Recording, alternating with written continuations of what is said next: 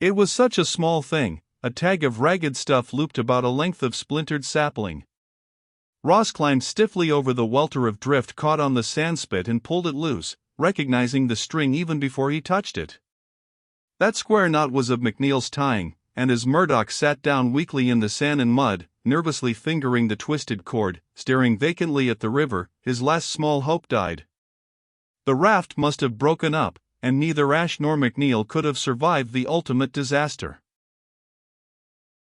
Ross Murdoch was alone, marooned in a time which was not his own, with little promise of escape. That one thought blanked out his mind with its own darkness. What was the use of getting up again, of trying to find food for his empty stomach, or warmth and shelter? He had always prided himself on being able to go it alone, had thought himself secure in that calculated loneliness.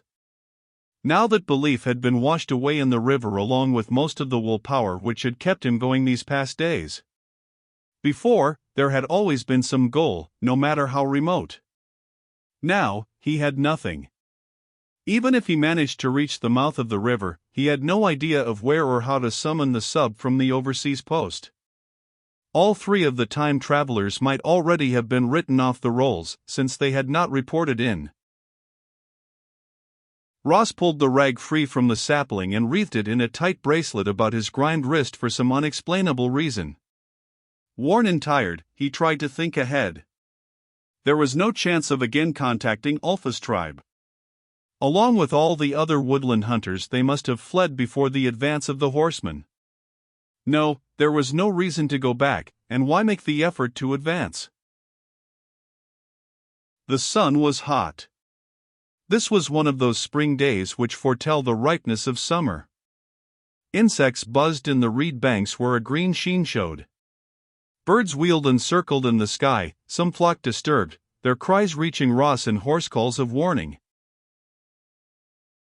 He was still plastered with patches of dried mud and slime, the reek of it thick in his nostrils. Now Ross brushed at a splotch on his knee, picking loose flakes to expose the alien cloth of his suit underneath, seemingly unbefouled. All at once it became necessary to be clean again at least. Ross waded into the stream, stooping to splash the brown water over his body and then rubbing away the resulting mud. In the sunlight the fabric had a brilliant glow, as if it not only drew the light but reflected it.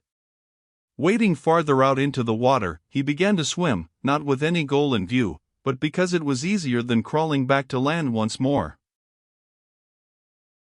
Using the downstream current to supplement his skill, he watched both banks. He could not really hope to see either the raft or indications that its passengers had won to shore, but somewhere deep inside him he had not yet accepted the probable. The effort of swimming broke through that fog of inertia which had held him since he had awakened that morning. It was with a somewhat healthier interest in life that Ross came ashore again on an arm of what was a bay or inlet angling back into the land. Here the banks of the river were well above his head, and believing that he was well sheltered, he stripped, hanging his suit in the sunlight and letting the unusual heat of the day soothe his body. A raw fish, cornered in the shallows and scooped out, furnished one of the best meals he had ever tasted.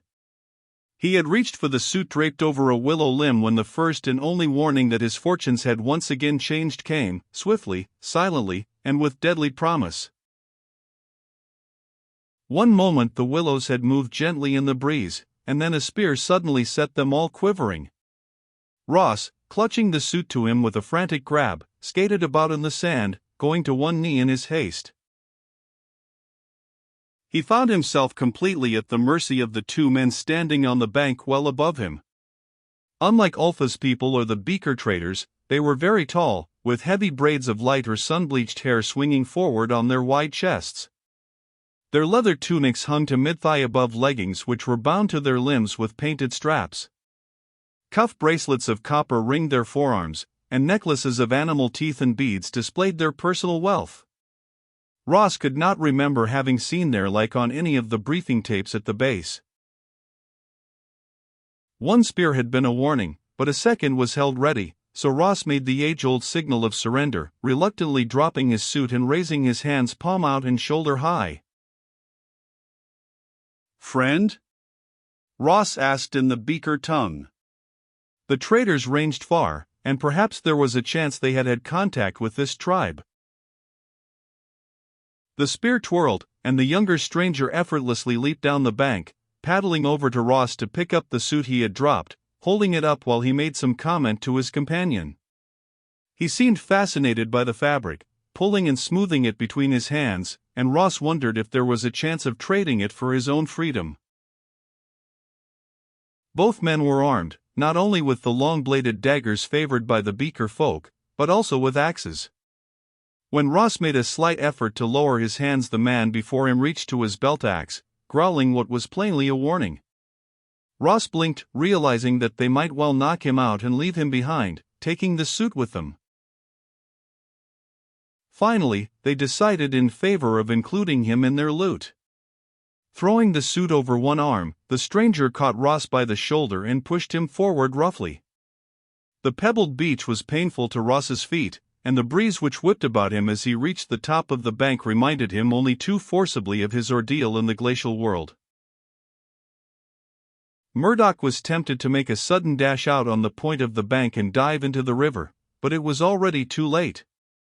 The man who was holding the spear had moved behind him, and Ross's wrist, held in a vice grip at the small of his back, kept him prisoner as he was pushed on into the meadow. Their 3 shaggy horses grazed, their nose ropes gathered into the hands of a third man. A sharp stone half buried in the ground changed the pattern of the day. Ross's heel scraped against it, and the resulting pain triggered his rebellion into explosion. He threw himself backward, his bruised heel sliding between the feet of his captor, bringing them both to the ground with himself on top. The other expelled air from his lungs in a grunt of surprise, and Ross whipped over, one hand grasping the hilt of the tribesman's dagger while the other, free of that prisoning wristlock, chopped at the fellow's throat. Dagger out and ready, Ross faced the men in a half-crouch as he had been drilled. They stared at him in open-mouthed amazement, then too late the spears went up. Ross placed the point of his looted weapon at the throat of the now quiet man by whom he knelt, and he spoke the language he had learned from Ulfa's people. "You strike, this one dies." They must have read the determined purpose in his eyes, for slowly, reluctantly, the spears went down. Having gained so much of a victory, Ross dared more. "Take," he motioned to the waiting horses, "take and go." For a moment he thought that this time they would meet his challenge, but he continued to hold the dagger above the brown throat of the man who was now moaning faintly. His threat continued to register, for the other man shrugged the suit from his arm, left it lying on the ground, and retreated. Holding the nose rope of his horse, he mounted, waved the herder up also, and both of them rode slowly away. The prisoner was slowly coming around, so Ross only had time to pull on the suit. He had not even fastened the breast studs before those blue eyes opened. A sunburned hand flashed to a belt, but the dagger and axe which had once hung there were now in Ross's possession. He watched the tribesman carefully as he finished dressing. "What you do?" The words were in the speech of the forest people, distorted by a new accent. "You go." Ross pointed to the third horse the others had left behind. "I go." He indicated the river. "I take these." He patted the dagger and the axe. The other scowled. "Not good." Ross laughed, a little hysterically. "Not good you," he agreed, "good me." To his surprise the tribesman's stiff face relaxed, and the fellow gave a bark of laughter. He sat up, rubbing at his throat, a big grin pulling at the corners of his mouth. "You, hunter?" The man pointed northeast to the woodlands fringing the mountains. Ross shook his head. "Trader, me." "Trader," the other repeated. Then he tapped one of the wide metal cuffs at his wrist. "Trade this?" "That. More things." "Where?" Ross pointed downstream. By bitter water, trade there. The man appeared puzzled. Why you here? Ride river water, like you ride, he said, pointing to the horse. Ride on trees, many trees tied together. Trees break apart, I come here. The conception of a raft voyage apparently got across, for the tribesman was nodding. Getting to his feet, he walked across to take up the nose rope of the waiting horse. You come camp, Fosker. Fosker chief. He like you show trick how you take Tulka, make him sleep, hold his axe, knife. Ross hesitated. This Tulka seemed friendly now, but would that friendliness last? He shook his head. I go to bitter water. My chief there. Tulka was scowling again. You speak crooked words, your chief there. He pointed eastward with a dramatic stretch of the arm. Your chief speak Fosker. Say he give much these, he touched his copper cuffs, good knives, axes, get you back. Ross stared at him without understanding. Ash? Ash in this Fosker's camp offering a reward for him? But how could that be? How you know my chief? Tulka laughed, this time derisively. You wear shining skin, your chief wears shiny skin. He say find other shiny skin, give many good things to man who bring you back. Shiny skin. The suit from the alien ship. Was it the ship people? Ross remembered the light on him as he climbed out of the red village. He must have been sighted by one of the spacemen. But why were they searching for him, alerting the natives in an effort to scoop him up? What made Ross Murdoch so important that they must have him? He only knew that he was not going to be taken if he could help it, that he had no desire to meet this chief who had offered treasure for his capture. You will come. Tulka went into action, his mount flashing forward almost in a running leap at Ross, who stumbled back when horse and rider loomed over him. He swung up the axe, but it was a weapon with which he had had no training, too heavy for him. As his blow met only thin air, the shoulder of the mount hit him, and Ross went down, avoiding by less than a finger's breadth the thud of an unshod hoof against his skull. Then the rider landed on him, crushing him flat. A fist connected with his jaw, and for Ross the sun went out. He found himself hanging across a support which moved with a rocking gait, whose pounding hurt his head, keeping him half-dazed. Ross tried to move, but he realized that his arms were behind his back, fastened wrist to wrist, and a warm weight centered in the small of his spine to hold him face down on a horse. He could do nothing except endure the discomfort as best he could and hope for a speedy end to the gallop. Over his head passed the cackle of speech. He caught short glimpses of another horse matching pace to the one that carried him. Then they swept into a noisy place where the shouting of many men made a din. The horse stopped and Ross was pulled from its back and dropped to the trodden dust, to lie blinking up dizzily, trying to focus on the scene about him. They had arrived at the camp of the horsemen, whose hide tents served as a backdrop for the fair long-haired giants and the tall women hovering about to view the captive. The circle about him then broke, and men stood aside for a newcomer. Ross had believed that his original captors were physically imposing, but this one was their master. Lying on the ground at the chieftain's feet, Ross felt like a small and helpless child. Fosker, if Fosker this was, could not yet have entered middle age, and the muscles which moved along his arms and across his shoulders as he leaned over to study Tulka's prize made him bear strong. Ross glared up at him, that same hot rage which had led to his attack on Tulka now urging him to the only defiance he had left: words. Look well, Fosker.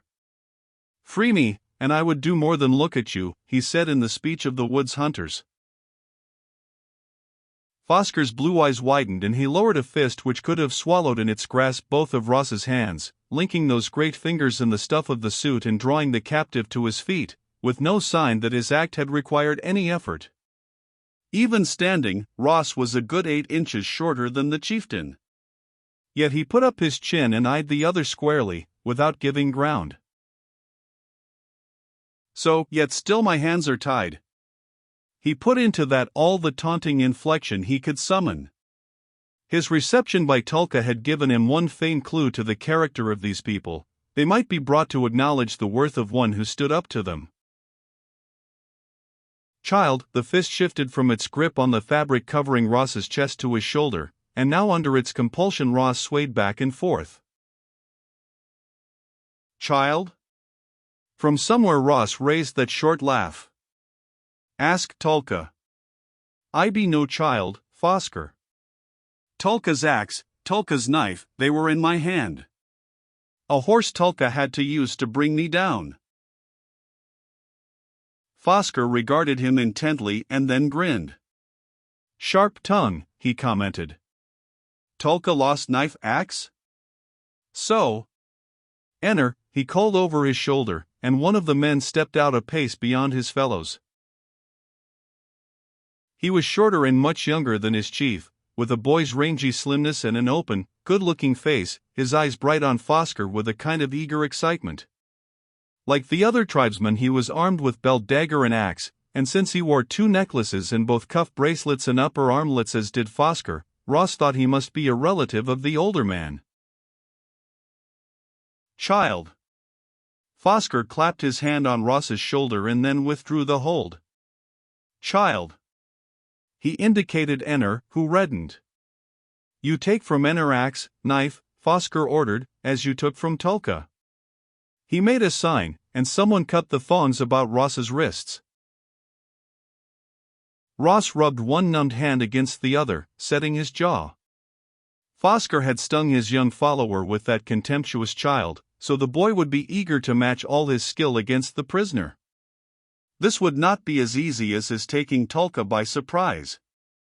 But if he refused, Fosker might well order him killed out of hand. He had chosen to be defiant, he would have to do his best. Take axe, knife. Fosker stepped back, waving at his men to open out a ring encircling the 2 young men. Ross felt a little sick as he watched Enner's hand go to the haft of the axe.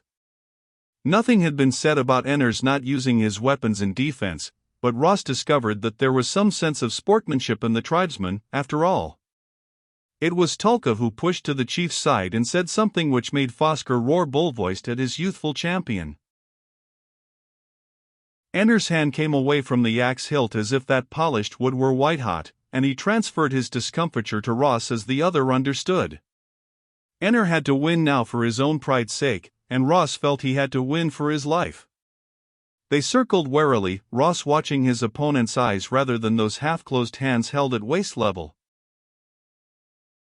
Back at the base he had been matched with Ash, and before Ash with the tough-bodied, skilled, and merciless trainers in unarmed combat. He had beaten into his bruised flesh knowledge of holds and blows intended to save his skin in just such an encounter. But then he had been well-fed, alert, prepared. He had not been knocked silly and then transported for miles slung across a horse after days of exposure and hard usage. It remained to be learned, was Ross Murdoch as tough as he always thought himself to be? Tough or not, he was in this until he won or dropped. Comments from the crowd aroused Enner to the first definite action. He charged, stooping low in a wrestler's stance, but Ross squatted even lower. One hand flicked to the churned dust of the ground and snapped up again, sending a cloud of grit into the tribesman's face. Then their bodies met with a shock, and Enner sailed over Ross's shoulder to skid along the earth. Had Ross been fresh, the contest would have ended there and then in his favor. But when he tried to whirl and throw himself on his opponent, he was too slow. Enner was not waiting to be pinned flat, and it was Ross's turn to be caught at a disadvantage. A hand shot out to catch his leg just above the ankle, and once again Ross obeyed his teaching, falling easily at that pull, to land across his opponent. Enner, disconcerted by the too quick success of his attack, was unprepared for this. Ross rolled, trying to escape steel-fingered hands, his own chopping out in edgewise blows, striving to serve Enner as he had Tulka. He had to take a lot of punishment, though he managed to elude the powerful bear's hug in which he knew the other was laboring to engulf him, a hold which would speedily crush him into submission. Clinging to the methods he had been taught, he fought on, only now he knew, with a growing panic, that his best was not good enough. He was too spent to make an end. Unless he had some piece of great good luck, he could only delay his own defeat. Fingers clawed viciously at his eyes, and Ross did what he had never thought to do in any fight. He snapped wolfishly, his teeth closing on flesh as he brought up his knee and drove it home into the body wriggling on his. There was a gasp of hot breath in his face as Ross called upon the last few rags of his strength, tearing loose from the other's slackened hold. He scrambled to one knee.